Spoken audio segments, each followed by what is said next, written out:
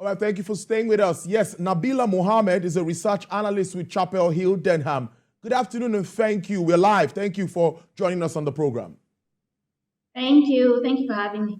Yes, a lot of talks around monetary policy around this time, but I don't know, maybe we'll start with like an overview of what's been happening in recent times, the moves around the FX space, also the moves, what we've been hearing about banks to be recapitalized moving forward. What do you make of some of the messages or information coming from the Apex Bank at this time? Okay, so for the MPC, we all know that the MPC is a committee that is saddled with responsibility of reining in inflation or monitoring the rise in inflation of the country and also looking at the FX side. That is their responsibility to make sure that they stabilize on both fronts, inflation and FX. And recently, we have had 2 MPC meetings that did not hold. And in response to that meeting that was not held for both instances, that's for September and for November, what the CBN governor disclosed was that, according to the CBN Act of 2007, they have already had 4 MPC meetings this year. So what do we think? This CBN governor's stance is more inclined towards having the view of an expansionary economy in the medium to long term. However, he also alluded to the fact that they would remain tight going forward. And in fact, interest rate is currently at 18.75%, which is quite high, the highest we've had in over how many years? 10 years. And if we're looking at the FX space, we have had them talk about an FX framework that they are going to release into the market. There's also the fiscal leg of things that involves the inflows that are expected, the low-hanging fruits, and also the fact that we expect the fiscal policy side to look for means to diversify export earnings in order to have a long-term stability in terms of FX for the country. But overall, everything that has been happening, we are still yet to see some policies rolled out in order to provide clarity, even with the talks around the recapitalization of banks. In fact, there was a news that was out that the CBN was debunking that some banks were saying that they are not adequately capitalized. However, the CBN governor has made it clear that they are looking to make sure that the banking system, the banking space is duly capitalized in order to make sure that we reach our goal of the $1 trillion economy. So all these things have happened in the last, couple of months, especially after the CBN governor was climbed into power. So there are a lot of talks, yes, and there are a lot of expectations, and there are still anticipations of policies that would provide more clarity with regards to how they intend to fight inflation and how they intend to stabilize FX. Indeed. President Tinubu is clear that he wants interest rate reduction. Of course, that's from the financial institutions. But some will say that can create free money or cheap money that might increase default rates and affect the banks in another way and lead to instability in the banking system. I don't know if you're thinking along that line. So for the fact that the president has said they want a low interest rate environment, it is obvious that it's not something that they would materialize right now, given the current situation. Inflation is still at a very record high of 27.33% at the last print that we know.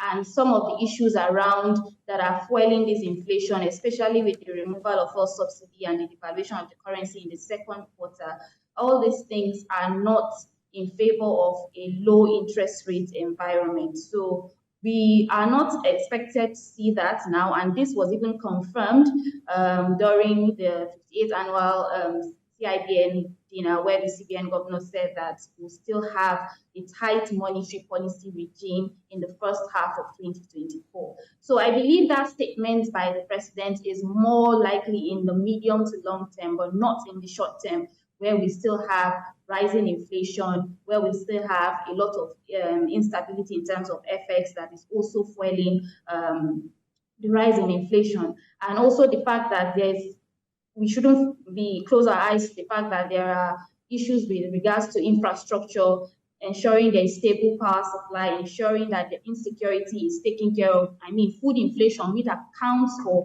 the larger portion of our CPI, is currently at 31.54% year on year. So all these issues will have to be addressed before we start to see a low interest rate environment. If we even looking at some emerging markets, because of the nature of our inflation, which is largely cost push, we are not ruling out the fact that there is still an element of demand pull in it, which interest rate hike will adequately cater for. The cost push side is where we need to look at in terms of infrastructure, power, insecurity, transportation, in order to really address the fact that our inflation is largely cost push. So in my own view, I feel that the statement by the president is not for the short term, but for the medium to long term, when we start to see the high base effect kick in, especially in our expectation is that in H2 likely start to see that materialize and happen. But for now, we are still in a high inflationary environment, and the odds are not in favor of having a low interest rate regime for now. Brilliant stuff. Now, let's talk about initiatives that we've seen from the CBN. Before now, we saw the CBN getting into the pharmaceutical space, agricultural space, creativity space, movies, and everywhere. The CBN went into development financing and all of that. And some say this is not really the core mandate of the Apex Bank. Moving forward, what sort of interventions do you think the Mr. Cardoso-led CBN, would you think they will be undertaking to actualize this inclusive growth that we talk about? So one of the key things that I took away from the CBN governor's speech at that annual dinner was the fact that he said the CBN will stop any sort of passive policies that are not directly tackling inflation or addressing FX instability. So going forward, what we expect based on that statement is that we would likely see more policies focused on the addressing inflation and FX, and not delving into any sort of fiscal kind of activity that is left for the fiscal policy makers and not the MPC. So we'll definitely start to see policies around that. In fact, they have spoken to the fact that they are going to introduce an FX framework that will sort of boost FX, give some form of transparency around how FX dealings are and the market runs. We are also going to see, we've also heard that they have a committee that has been set up in order to gauge the daily liquidity in the system and ensure that it is optimum and it is not above or below, just okay, in order to address or rein in inflation. So those are the kind of things that we want to hear going forward, and those are the kind of things that we feel would address, inflation and FX. Those two core mandates, are the major activities for the MPC, that's the Monetary Policy Committee. So since he has said that we will not be seeing policies around all those, as you call it, delving into the movie space, delving into agriculture. It's not as if they do not have a part to play, but then it shouldn't be the core focus. The core focus should be along the lines of policies that would address these two key mandates that the committee is saddled. Well, true. I agree with you. Well, there should be a limit to the level of interventions there. Are you worried about the level of debt?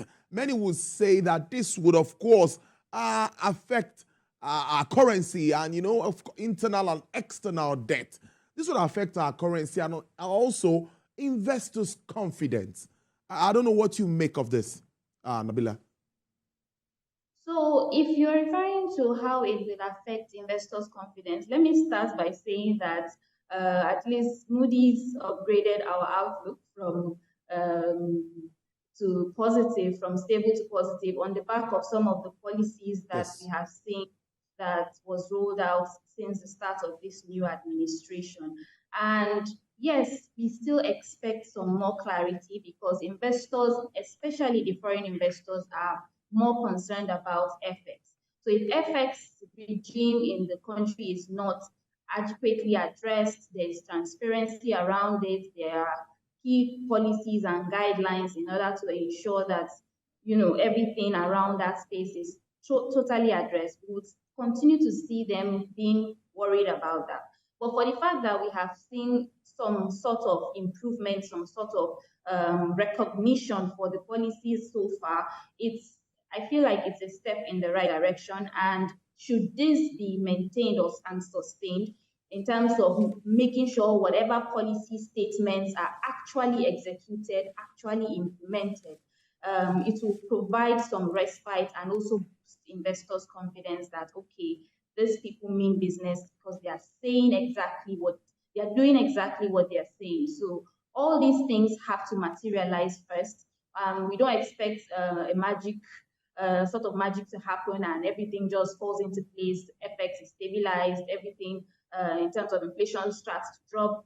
We don't expect that to happen drastically. However, we expect that policies that have been set will be implemented, and when they start to see the action, investors' confidence will be restored, and we would stop to see, having to see or news flows about investors worrying about a lot of things. Well, following what we've seen, we don't know, like you said, the CBN governor said they've had 4 meetings this year, so we expect the meetings to commence from next year, which he says is a statutory a number of meetings they should have for the year. But what are those things, or what do you think will be in the plate for them to take that decision that they might take?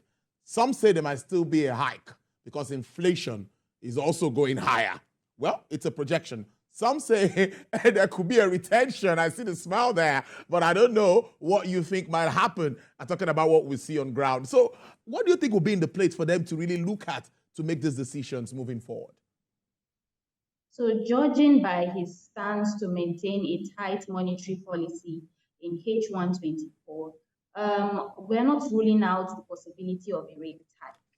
It's possible that that will materialize, but the way he has come out to talk about how the committee is addressing inflation in terms of liquidity management, we might see more of that. And when I say liquidity management, what am I referring to? I'm referring to instruments around automobiles. Since August, the total value of automobiles that have been issued is over 600 billion. And we are also seeing that this has translated to higher yields in terms of the issuances, even in the treasury bills space. We've also seen that they are still actively involved in the CRR debates just to make sure that they mop up excess liquidity from the system. So we're not ruling out the fact that there will be a rate hike, but then we are also saying that there would most likely be other tools that will be utilized by the committee in order to rein in inflation. So while we are not certain exactly what date the MPC meeting will hold in January, which is the next meeting that is to be held, what we feel they will be discussing, of course, is still inflation and issues around FX, and hopefully would have that framework that we have talked about in the market as at then, and we would be able to understand really what their pathway is, what their plan is in terms of FX clearly. But the fiscal leg of things will also have things to do with that. However, for MPC, inflation is still high, and they will discuss issues around and policies and instruments that they would use to address it in H1. Nabila, in 1 minute, do you think that the free market, supply and demand, can help us in address this disparity in the foreign exchange market? Yes, to an extent it can. I mean, you will get to see the true value of the currency. The reason why we are seeing so much volatility is largely as a result of the insufficient supply. So imagine a market where there is sufficient supply of FX. We would not have the volatility that we see currently. because there is supply of it, so there will be no need for rates to be going, outrageously high back and forth every day. So when the supply leg of things is really fixed, yes, a free market, would be able to give us the true value of currency. Very much, Nabila Mohammed, Research Analyst, Chapel Hill Danhem. It's your first time on the show. We appreciate this. Do have a great week. Thank you.